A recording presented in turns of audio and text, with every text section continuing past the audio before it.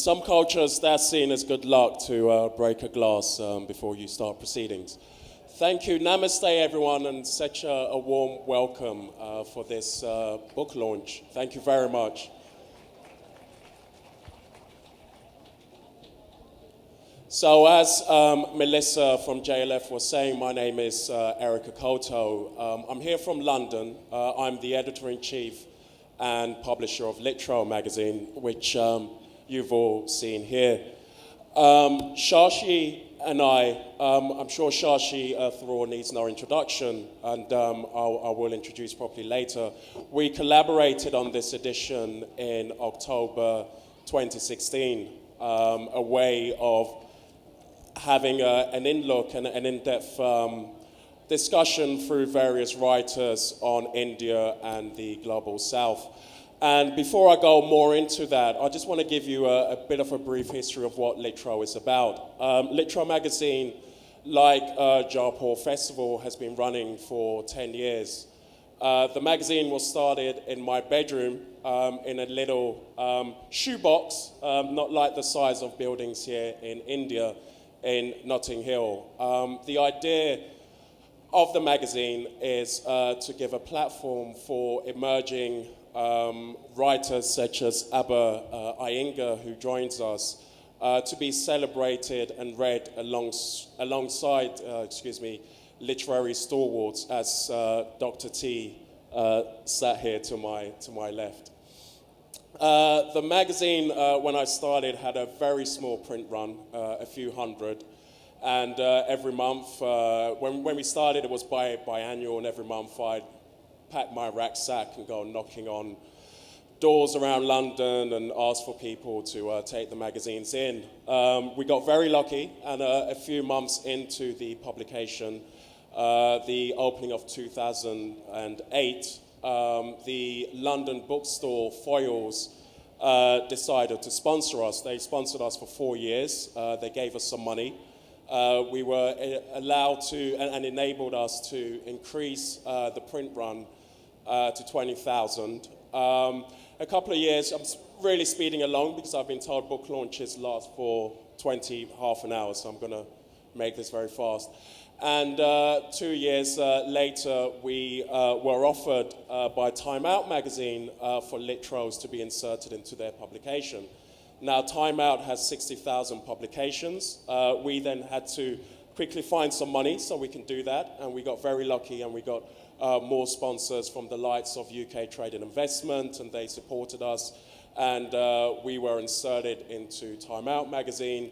And to cut a long story short, this has been the end result. Litro is now distributed internationally with 60,000 circulation each month. We continue to support emerging writers such as Abha Iyengar. We've had Man Booker listed writers published in a magazine, and now we also have these annual World Series editions. Today, as you're all here and well aware, we're here to launch the Litro Series World India edition. The edition, as I mentioned, was published in October 2016, looking at Global South. Before we proceed, as I mentioned, I was going to give an introduction to Shashi. Shashi Tharoor, as I mentioned, does need no introduction, but I will. No, I will. Shashi, a politician and former diplomat, has published 15 best-selling works, which you're aware of. His monthly column, India Reawakening, appears in 80 newspapers around the world. Abha Iyengar is a freelance writer and poet, and also an engaged activist in Delhi. Before Shashi and I have a conversation about the magazine, how we collaborated, put it together, and the themes we covered, Abha Iyengar will give us a short reading from a story we published called Dragon Slayer in the edition. Abha. Thank you, Eric, and such a pleasure to be sitting next to you, Shashi. As I have been introduced, I'm Abha Iyengar. I'm a poet, author, essayist, and a flash fiction writer. And it's been my pleasure to be published in a magazine, which is the Litro Magazine, which is the India edition, this particular one. And I'll be reading from my story here. It's called The Dragon Slayer. But since we are so short of time, I'll be reading, excerpts from it, and you'll get an idea what the story is about, I hope. So the name of this story is The Dragon Slayer, and it begins like this.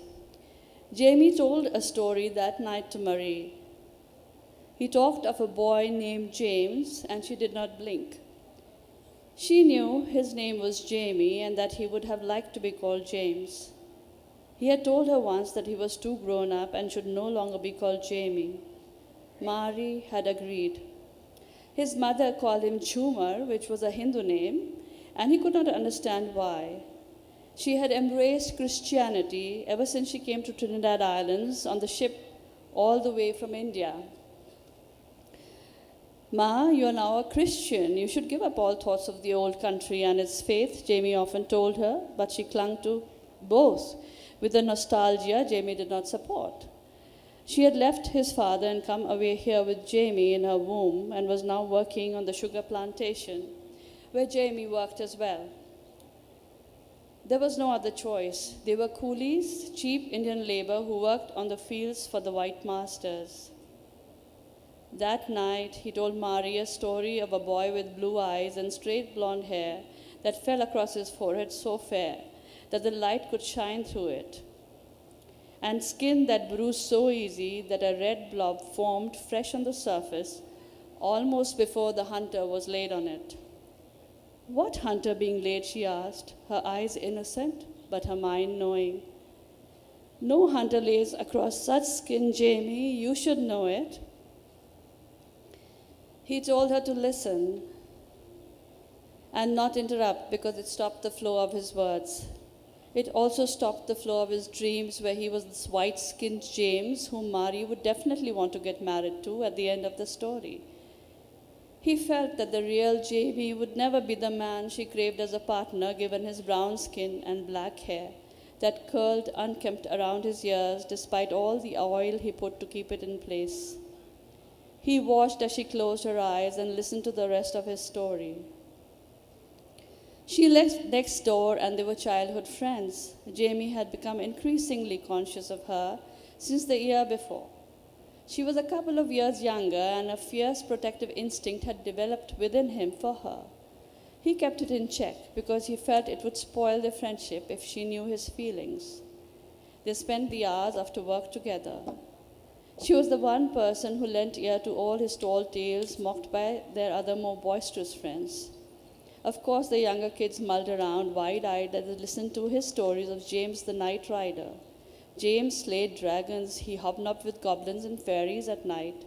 He changed his color to a dark-skinned young man to work among the field hands in the morning, to know their world and be one with them so that no one would guess who he really was. But the children grew sleepy and wandered off to their beds, and then there was only Marie. At that time, Jamie's heart swelled with a sweetness he never knew earlier, as he kept on weaving the magic of his story around and around her, so that she would never escape from him. Then Jamie fell sick, and though he went to work, he found that Marie had stopped coming. He sat morose outside his home one evening, waiting for Marie. Maybe he already knew that she would not come. It was late night and the lights had gone off. The street outside the home was deserted. He could not rest and began to walk, his steps moving headlessly, any which way. He was outside Master John's home. He didn't know how he reached there. All he knew was that a light was shining through a window and he was standing in front of him, and he could see two people inside, for the curtains had not been drawn. Master John was holding Marie tight, so tight, that Jamie felt himself choking, as if his throat was being held. Her clothes were off. She was the victim, and he was the dragon. And Jamie was the lonely bystander who watched everything in his misery, unable to do anything at all because he was just Jamie. Not James, never James, the man he wanted to be. He turned and ran, and this time it was not towards home but away into the wilderness. The grass here was thick, and it cut into his arms and his legs, but he did not care. It was a couple of months before he was well. His mother told him that Master John had been kind. He had allowed him to rest. His mother also told him that Mary would be going away. She would come and say goodbye to him before she went. Mary came after 2 days. The evening sun was setting, the sky was bathed in orange light. She looked strange and all grown up, walking with a diffidence he had not seen before. Her steps were short, tentative, and measured, as if she was scared of taking a wrong one. Jamie watched her as if she was a stranger. "How are you, Jamie?" she asked, her voice low. "I am fine, and you?" he said, choking on the words. They both knew how they were. The air filled suddenly with a sweetness that smelled sickly. It smelled of hospitals and births and death. Jamie shook his head and looked at her. There was a slight swelling at her belly that had not been there before. "I saw you that night," he said. "Which night, Jamie?" "That night the hunter was laid against me," he said. Yeah, okay. So just a minute. She knew what he was talking about. Yeah, thank you. Thank you very much, Abha. Thank you. If you do, excuse me, want to read the rest of Abha's beautiful story, The Dragon Slayer, there are copies of the magazine in the bookstore, which you can pick up from, or you can read our stories online at litro.co.uk. So now Shashi and I are going to have a quick fire round of questions, because time is fastly going forth. The girls in the corner are nodding their heads. Shashi, within the, and excuse guys if you're not familiar with what we're about to say, but again, you can read all of these online at litro.co.uk.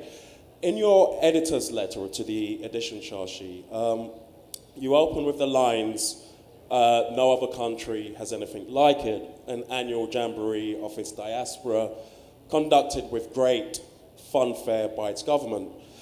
Can you talk more about this and how you feel the diaspora and the sort of outgoing of, I guess, intelligentsia of India is being a positive or negative effect? Thank you, Eric. And just to say that Eric and I, when discussing the special issue you want to bring out, decided early there's no point just having an India issue because lots of people know about Indian writing. But we would take the theme of India and the global south, because India's diaspora in the global south doesn't get a fraction of the attention that, for example, Indians in London or in America are getting with well-known and widely received books. So what I liked about Abha's story was its beautiful evocation of the disempowerment that the Indian coolie in the plantation is feeling when he sees his woman being essentially raped, but with her acquiescence by the master. And the story is really very powerful, and it's also about stories. So I would strongly recommend the story to all of you. I'm sorry Abha didn't have time to read more because it ends very, very beautifully. And in selecting from a rather large collection of entries Eric assembled, I thought Abha's story stood out because when we think of the diaspora, we think about events like the one Eric mentioned, the Pravasi Bharatiya Divas, where in January every year, just a couple of weeks ago now, the diaspora, the great and the good and the mighty of the diaspora gather in an Indian city, sometimes with a sort of slightly self-congratulatory air, to be felicitated and celebrated by the Indian government and to have their for the Indian government and the state governments to offer sales pitches for these diaspora people to come in and invest here and so on.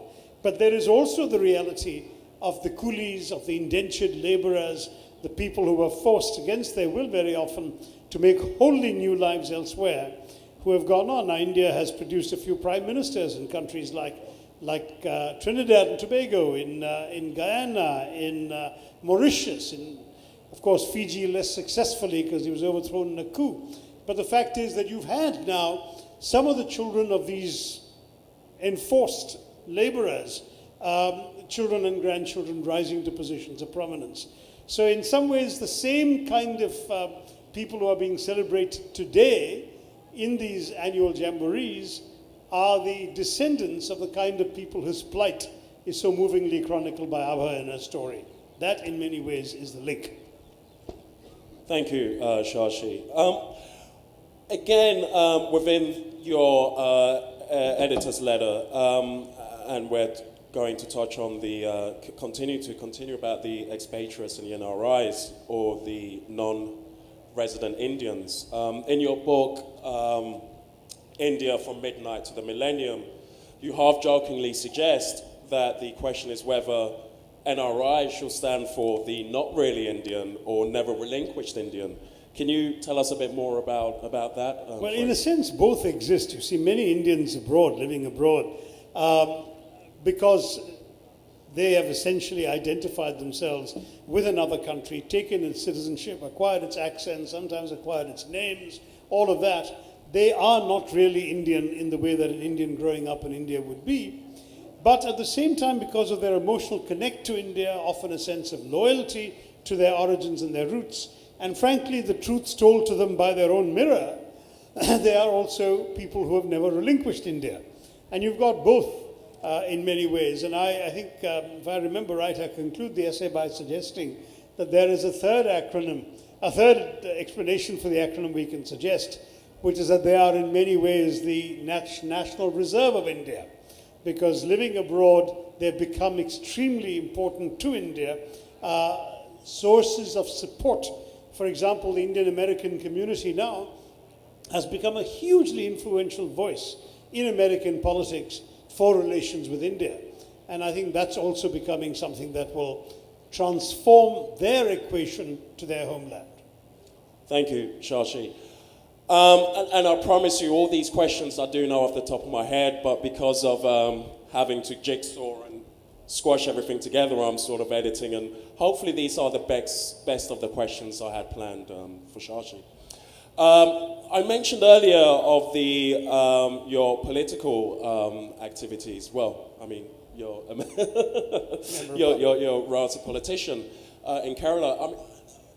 I mentioned earlier I'm from London, and I'm from Notting Hill, and once a year we do have 1 million people descend on us, and it's quite chaotic. Carnival. Yeah, carnival. And looking here, there's just so many people attending this great festival. But I'm also aware that within the bigger picture, this is very much a small proportion of India's population who are interested in reading, etc.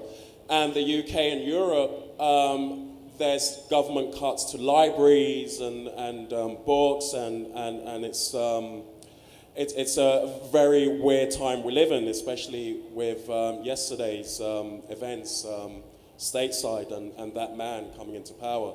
I don't even want to say his name, it just will make me depressed and sad. Anyway, what I want to ask is, are there initiatives that you're pushing in Kerala to encourage reading, to encourage books? Because, I mean, Obama himself said his survival 8 years in the Oval House was from reading, and he was also a short story writer in his earlier life. And of course, you're well aware of the effects of reading and writing. So India is still good news for books and readers and writers. Yeah. The literacy rate's growing up still in every language, and as a result, people are not only more are willing and able to read, but more have increased disposable income to be able to buy books and magazines. So we are now the only media market in the world in which all forms of media are increasing in readership. Newspapers are going up in circulation, magazines are improving in sales, books are being sold in larger number, and the same is true of FM radio, of television channels, which are proliferating and of course the internet. So India is one country where readership is still growing. How long it will continue before we also succumb to the ills of the West, I don't know. But as of now, India is still a good place. And for example, one indication of this is the number of international publishers who have set up stall in India. When I first published a book, which was my book Reasons of State on Indian Foreign Policy, there weren't any. When I published my first novel a few years later, there was one international publisher here, that was Viking Penguin. Today there are at least a dozen, and there are lots of other Indian houses as well, which have come up and which are publishing ever more titles than before. So there's a lot happening in the publishing arena, and I would say the Jaipur Festival's success, to some degree, is part of this wave. It's more people coming. I came here to the second ever JLF at Diggy Palace, and believe me, there weren't even 10% of the crowds we're seeing today. And I suspect that the only thing preventing it from growing even more is the simple physical lack of any more space. It's extremely popular and crowded. All I will say is that books are still of great interest to Indians. And when you say it's only a small percentage of India's population that reads books, the truth is that's true of every country's population. It's only a small percentage of Britain's population, of America's population, that's buying books as well. But at the same time, those who do read care passionately about them here as well. Well, are there initiatives that, I guess, that you may be doing on the ground in your local constituency, and are there initiatives that you would suggest to central government to be pushing for more readers? I certainly would be in favor of more campaigns to fund, finance, and stock public libraries. Kerala, my state, has a strong public library movement. Many other parts of India do not, and I think that's a shame because we have a good book borrowing culture in India, and I'd like to see that encouraged and supported with public money. Governments have not been putting much money into reading and into books. In fact, there was a time when government publishers like the Children's Book Trust or the National Book Trust were significant players in the publishing scene, but they've been long since eclipsed, of course, by the private sector. And one could argue maybe the government doesn't need to be in publishing mass market books. Fair enough. But then the resources could be shoveled more and more into helping people who can't afford to buy even a 600 rupee book an opportunity to be able to borrow that book in an accessible library. And my own view, very honestly, is that we need to see much more of that. Kerala has a very strong public reading culture. Pretty much every village has a reading room or a library or both, but very few other states can boast of a similar experience. So if you ask me what's the one thing that the government can do is to put taxpayers' money towards reading and towards supporting the arts. Thank you for such a good answer there, Shashi. Right, a girl came on stage, I'm sure you saw her, she whispered in my ear, this is the last question. So what I'm going to do is I'm going to open the floor up to the person with the last question. There's a hand right there. There's a hand right. Oh, there's two hands. The young lady, I think, had her hand up first. Yeah, in the red, yeah, top. Vanakkam, sir. Welcome to you. अगर आपको मौका मिले फिल्मों में काम करने का तो आप कौन सी हीरोइन की अपोजिट काम करना No, चाहेंगे? that's not fair. Come on. Please, He's so smart. translate. Actually, I'm his fan. I know, I'm but a please. huge fan of you, sir. इसीलिए मैंने आपको ये सवाल किया देखिए, अगर जब आपको तक मौका मिले मुझे दो तीन मौके मिले मैं The तो last मना कर question दिया। has to be that I can understand. Come on. So there's a hand in front. I'm probably going to get shot for this, so please. There's a front right. लेकिन मैंने अब तक तो मना किया है. I think there is a gentleman here who want to ask. पर आपने जवाब नहीं दिया sir. Because I've been saying no, that's fine. Thank you.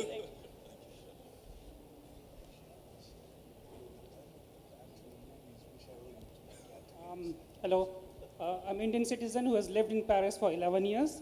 I came to India in 2014 to vote in the national elections. My question to you is, while you were living abroad, did you consider yourself non-resident Indian, not really Indian, or National Reserve of India? No, in my case, my situation was very easy because I was working for the United Nations. So I never had to make that leap of the imagination that emigration involves. I wasn't an immigrant in any of the countries in which I worked. I was an Indian who happened to be serving a world body. But if the next day they had put me in Africa, I wouldn't become African. I wasn't Swiss when I was in Geneva. I wasn't American when I was in New York. I was Indian everywhere. I kept my Indian passport. I spoke of India. I wrote about India. So my situation, however, I was born in London. And therefore, I am even today entitled to a British passport. I have never exercised that right.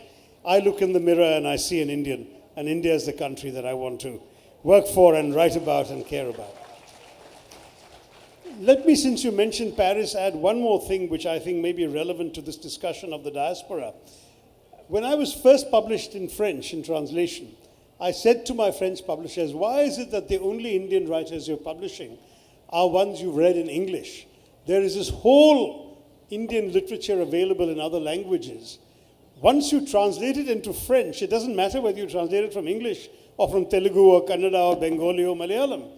And I suggested to them that they look at the Indian writers in those languages and start publishing translations in French. And I'm very happy to say that in France today, there's a number of publishers who've brought out a lot of, in the last 25 years since I made that suggestion, a lot of very, very good Indian writing is available to the diaspora, which in many ways conveys some of the richness of our culture and our literature.